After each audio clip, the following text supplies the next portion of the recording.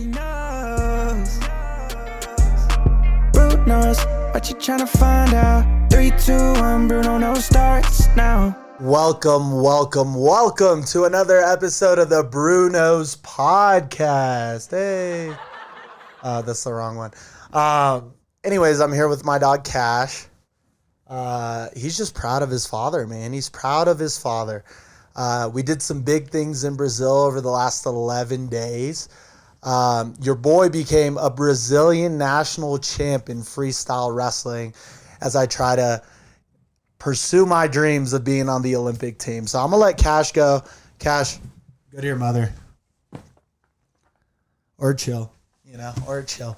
Anyways, guys, I'm super excited about this podcast. As a lot of you guys know, I've been training to make the Brazil Olympic team, right? And the Olympic trials really start next year. There's going to be another tournament, the Brazilian Cup. I just went down for Brazilian freestyle nationals, and it was a journey. The tournament was on October 22nd. As you guys could see, your boy brought back the gold, right? The tournament was on October 22nd, but we had to leave October 17th to get to the place on October 19th. So I flew from Denver to Newark to São Paulo to João Pessoa in Brazil, and then I drove an hour and a half to wrestle in this tournament. And I got some really good clips. The trip in general, it was my first trip back to Brazil in 13 years. So I'm actually even, weirded out just getting back to the U.S. and speaking English. For a long time there, I was speaking straight Portuguese. And I don't have an accent, but everybody has been telling me that my Portuguese doesn't sound like I'm from São Paulo anymore. And that's because, my dad's from São Paulo. My mom's from an area called Minas Gerais. So she speaks a little bit of some country Portuguese, so I guess I got a mix of both. But the trip itself, it was really cool. Your boy had to cut some weight. I came in, I was about 8 pounds over when the trip started. But what's really cool about Brazil, right? Tropical weather. It was so easy to cut the weight. Obviously, we live in the mile-high city, so I think that the sea level had something to do with it, right? But you walked outside, you were sweating, right? So it's super easy to cut weight because you're already sweating. You're already worked up a sweat. So your boy got down to weight. We drove down. I actually got my hair braided for the day before. As you can see, your boy's been growing out his hair 4 months in.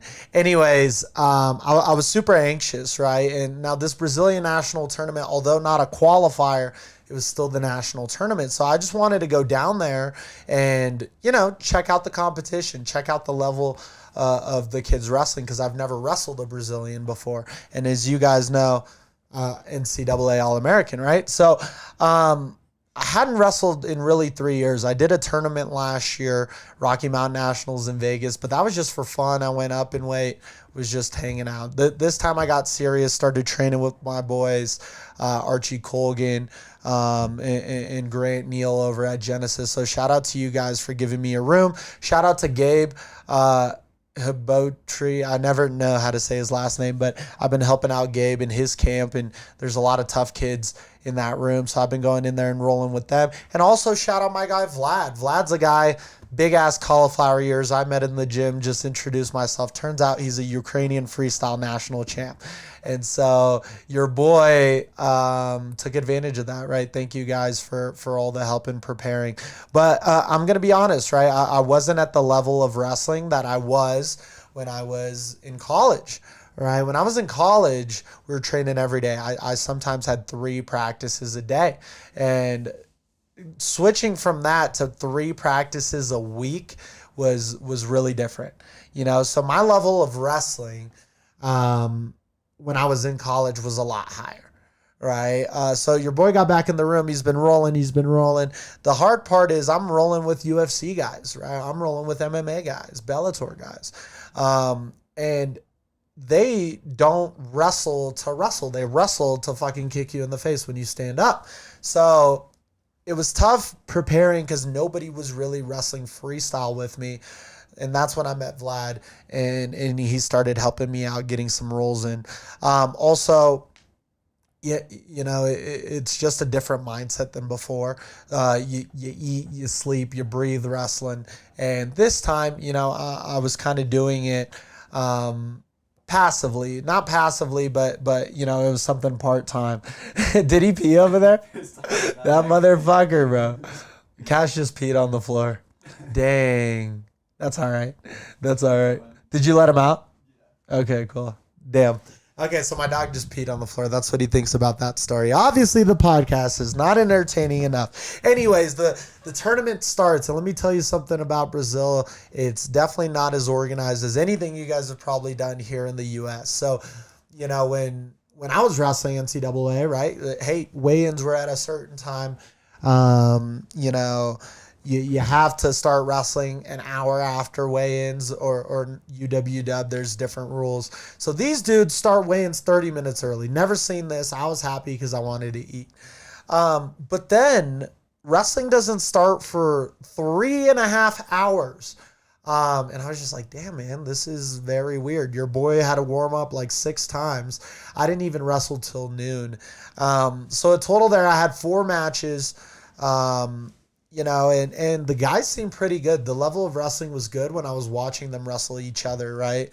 My first match, pinned the guy, right, in like 7 or 8 seconds. That gave me a little bit of motivation. The next guys were, a little tougher, knew what they were doing too, but teched them all. Never even made it to the second period. Never even got a point scored on me. So, I want to thank God. Brazilian national champ, right? Great experience. Then we head to my hometown of Americana in Sao Paulo, where I got to hang out with family and see where I was born and raised for a long time, and hang out with old friends and hear stories about my parents and my family, and just get to know a little bit of where I was made, right? And something that's really unique, and maybe this is like of the Brazilian people in general, but, I used to think I had this like thing about me, and I was like, I don't get it. I don't get it. And when I was back home, I really realized, where it comes from. So the Brazilian people, man, they just like to have a good time. They like friendship. They like cracking jokes. They like building relationships. And if there's one thing that Brazil exceeds in, it's that. Right? Everybody I meet is a good time. You'll go to the store, the owner of the store talks to you for 40 minutes, not even trying to sell you anything, just becoming your friend. So I thought that was really cool. Overall, very happy with the trip. I ate a lot, every freaking meal, so much steak, so much rice, so much beans. And right when I was like breathing again, another plate would come. So shout out grandma, shout out everybody who made me some food, because your boy was eating good. But yeah, man, everything that happened, it kind of put things into perspective for me, right? So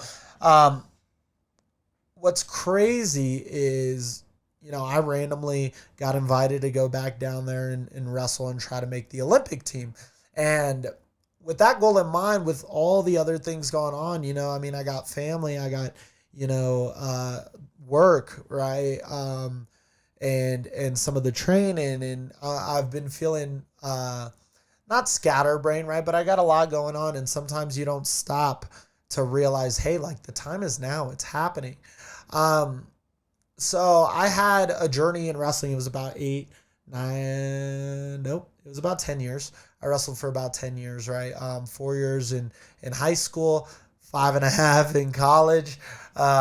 So, for a long time, my biggest goal was to be a national champion, right? And, if I were to be honest with myself, only towards the end did I really have that goal in mind. I think a lot of us say, hey, this is our goal. And although that is your goal, maybe you're not working like it, right? I knew in my younger days, right, I took shortcuts. I missed practices. I, didn't do everything that it probably takes to be a national champion. No wonder I wasn't one, right? And in college, I faced a lot of adversity, right? I was actually ended up being a walk-on at Colorado Mesa, and having to really earn my position, right? Had to really earn that starting spot. Even when I did earn the starting spot, it was taken away from me a couple of times. But I never blamed the situation, never blamed coaches, just had to get better, right? I was the kind of person that, I was scared to be great, right? So my junior year, I qualified for nationals. I was definitely good enough to be an All-American that year. I'd beaten a lot of All-Americans. I was having a really good year. But I got to the tournament and I was like, whoa, I've never been somewhere. And I let that get to my mindset. So I went 0-2, 0-2 in the tournament, right? Because I was just scared to be great. Then I come back the following year and I'm like, hey, I want to be a national champion. This is my perfect year, blah, blah, blah. I go to Wrestle Western. They put in their backup. I go up a weight and I lose my first match in senior year. Then I was like, okay, well, maybe it doesn't have to be perfect, right? So I kind of changed my mindset there. And I was like, hey, let me work on the little things. It's my final chance. Let's just sharpen the skills that we currently have. Later on that year, ended up going on a great run. And my senior year, I qualified, placed fifth, right? Fifth, great. My real goal at the very least was to be an All-American, and I became that. But, I don't forget the amount of nights I was staying up and like visualizing national champion and begging God to put me in a path to become a national champion. So although I was an All-American, I was able to be satisfied with myself and my career and just settle down, even though deep down, yearning in me was that national championship. And in wrestling, think I retired. 3 years later, get invited to go to this national tournament. And guess what? The boy became a national champion. Now, this is a moment for me where it's like, let me really see the way that God works, right? I was just asking to be a national champion. That was my goal. But it wasn't on my own time, right? It wasn't going to be that year. But what reaches your goals is the pursuit, the constant pursuit, the consistency. And so although I left wrestling 3 years later, I was consistent in everything else in my life. And when that door opened back up, I was aware enough and blessed enough to see it and take advantage of it. Now, the level of wrestling way lower. Your boy didn't get scored on. I didn't go into the second period. So am I pounding on like I'm a fucking national champ? No, I'm not pounding. But am I not? Right? So it's funny that, I almost feel like I was awarded a national championship by God because he's been seeing the work I've been putting in other areas, and he remembers the boy who was begging to him for the opportunity to be a national champ. And although maybe I had different goals over the next 3 years, it doesn't mean that wasn't in my heart. So I finally got home yesterday, and I'm sitting down and I really realized that the boy's a national champ, man. And that was the goal. That was the goal a long time ago.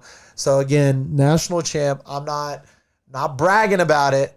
I'm bragging a little bit, national champ. I'm not bragging about it. I'm not boasting, but like God is good. God is good. And who knew that in my pursuit of making the Olympic team, going to an Olympics, representing Brazil, and even getting a medal, shooting for gold. I know that's wild, but now it's real, although that's my goal now, I get to passively check off another goal that at one point in my life was the biggest goal I ever had. And really my point to say is life evolves. Life evolves. The same things that you think are important today in 5 years will seem like child's play. Because you grow and you adapt. But what's important is for you to stay consistent in whatever journey you bounce from. May it be wrestling, maybe it business, maybe it relationships, maybe, being in a husband role. It takes more out of me to be a good husband than it does to be a good operator, right? And so sometimes being there for my wife, I'm easily able to be there for my business. I'm easily able to show up to practices. I'm easily able to dream of what my potential could be. So if there's anything to say out there, it's like, guys, continue the pursuit. Just because you didn't accomplish your certain goal doesn't mean that the journey wasn't worth it, and you can't go back, right? And a lot of people ask me like, hey, how are you able to accomplish so much? And it's not that I'm accomplishing much. I just think of my story as a hero's journey, right? And so when you read a story and you fall in love with the character, right? And you want to see them succeed. Why? Because life gives them trials and tribulations. And every chapter, man, there's going to be something. There's going to be a downfall. But there has to be a rise, and a book builds on itself. Nobody wants to read a book about a guy who was really great, and then chapter 12, he just decides to sit on his ass for the next 80 chapters. That's awesome, buddy. Great story, right? And I'm not saying that any of my accolades are super high. They're high to me because it was my journey, right? So I'm not saying like, oh, NCAA All-American, D2. There's a lot of people that can come and trump my story, but when the book is closed, the Bruno Nicoletti, it's going to be a beautiful story to be told, right? So I just always see it that way. Like, what is the next chapter, right? Chapter 1 starts with me here today. What is this next chapter of my life? How is it going to be written? If somebody were to read this, are they going to drop the book at page 10 because the guy settled? I know a lot of guys, national champs, right? Nowadays, they just sit at home and whatever. Maybe that's their goal. I'm not here to judge, right? But that's all they talk about, right? And it's like, why keep reliving the past? You were there. Cool story. Keep going, right? And so that's why, and maybe I even do it subconsciously. I'm always trying to challenge myself, right? I see an opportunity. I want to take advantage of it, or not even take advantage, but, I want to take the opportunity like wrestling. So why not shoot for the biggest story? And again, my goal was to be a national champ in college. It didn't happen. NCAA champ didn't happen. Not even close. 5th, right? But I'm sitting here today, a Brazilian national champ. So God works in weird ways.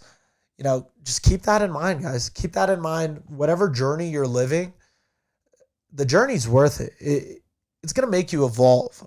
And then the plot thickens. The game is afoot. So just really blessed, man. Really blessed to be sitting here after accomplishing a goal that I had and, wanting more.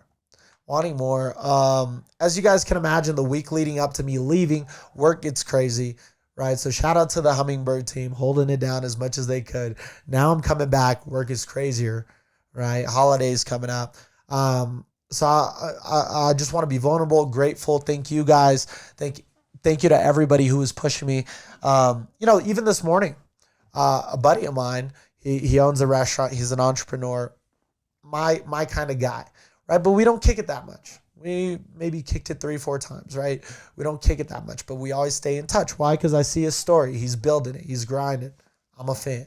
Same way back, I would assume, right? So this morning, he's always, sending me like messages like, yo, keep grinding. So this morning, I see him post like, hey, going to the gym, like in the morning, whatever, right? Those kind of posts. And I was like, get after it. Get after it today. I was like, let's go, baby. Get after it today. And as I'm about to hit send, a message comes in from him because I had posted. And the guy's like, yo, like you're a savage or something, right? And it was so weird because I had sent it and it popped up. And so I go to I was like, whoa, bro, that was weird. So sometimes, don't be afraid if you have somebody out there too. Show them love, man. We're all watching each other's journeys. That's what's crazy about social media. Whether you like it or not, you got a story out there and people are watching. So it's cool to let people know that are doing a good job that they're doing a good job. So shout out to him for letting me know. That was a cool moment. I got to kick it with that guy now. The universe speaks in funny ways. So show love to everybody. I think that's the most important piece. Also, this Jake Paul fight, right? Jake Paul, Anderson Silva, that was wild. I personally thought Jake Paul lost, not going to lie. He did have that drop, but I had him losing most of the rounds. I thought that was pretty crazy. But again, shout out to the guy for living his story, building his journey. Like, you can't hate on these guys, right? Like Logan, you really can't hate on them. It's wild. Like, the shit that they're doing, and you know, only they know the struggles behind the scenes, and the training, and you know, the networking, and everything, right? You know, especially with Prime, like the logistics of bottles, right? Like, only they know the struggle of actually getting a brand out there. But look at what we're seeing. We're seeing the product, right? So anybody out there, you know, they don't know your story. They see the product. Right? Nobody was here waking up with us at 4:30, 5 o'clock, getting to the gym. Nobody was doing that. You know, dudes were missing wrestling practice, right? Nobody's doing that. So that's why you even look at my friends around me, right? Matt, Grant, Archie. Why do you think this? Bro, they don't miss. They don't miss. Consistency.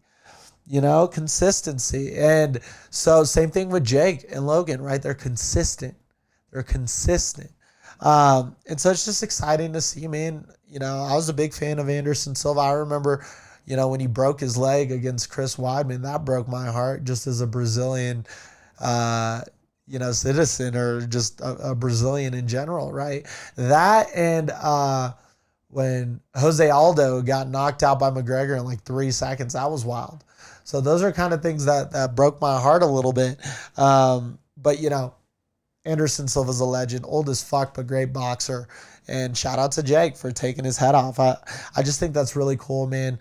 You know, producing. And that's why, if you guys have noticed, we've been producing a ton of content over here. Shout out to Brian for taking all these videos. Shout out to my brother, Brian, for helping with the edits. And the reason for all of it is just to tell stories.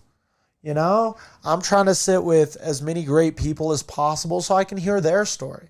And if their story resonates with somebody that sees a video that I post, and that story would have only came up if they were on the podcast, and it helps somebody in some way, wow. Because at the end of the day, like, as technology evolves, there are more timestamps. There are more data points on you. So we're going to get to a point where, you know, everybody has, you know, we're uniquely different. We can make history, but even Elon Musk may be a speck on the world when you look at it as a whole in the entire history of it. How many greats names do you not know? Their stories you do not know. So the impact of the stories for the reader, right? And you know, that's how I kind of think about it. Tell your story. You know, one day, we don't know when our story will end, right? But one day you're sitting across from God. Here is your story. And God had put a purpose in you. He had put a fire, something that you were meant to accomplish in your time on earth. And He also gave you free will to make decisions, right? How are you going to feel when you use that free will and you didn't accomplish life's purpose? When you're sitting across from God, you did not honor Him, right? It is our duty to find our purpose.